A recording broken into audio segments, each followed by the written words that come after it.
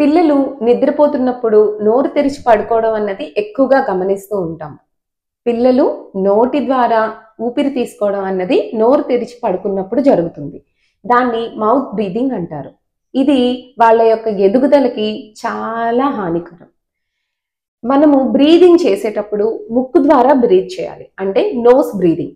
ఎప్పుడైతే nose breathing సరిగ్గా చేయలేకపోతారో వాళ్ళు ఆల్టర్నేటివ్ గా మౌత్ బ్రీదింగ్ వైపు వెళ్తారు.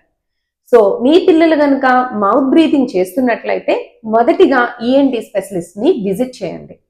నోస్ ద్వారా ఎటువంటి ఆటంకం లేదు అయినా కూడా పిల్లలు మౌత్ బ్రీతింగ్ చేస్తున్నారు అని ఆయన కనుక సర్టిఫై చేసినట్లయితే మీరు వెంటనే డెంటిస్ట్ ని విజిట్ చేయండి. సరైన అప్లయన్సెస్ తోని ఎర్లీ ఏజెస్ లోని కరెక్షన్ చేసుకోండి. తద్వారా మౌత్ బ్రీదింగ్ కానీ లేకపోతే గురక పెట్టడం కానీ అలాంటి ప్రాబ్లమ్స్ అన్నవి పిల్లల్లో రాకుండా మనం కాపాడగలుగుతాం.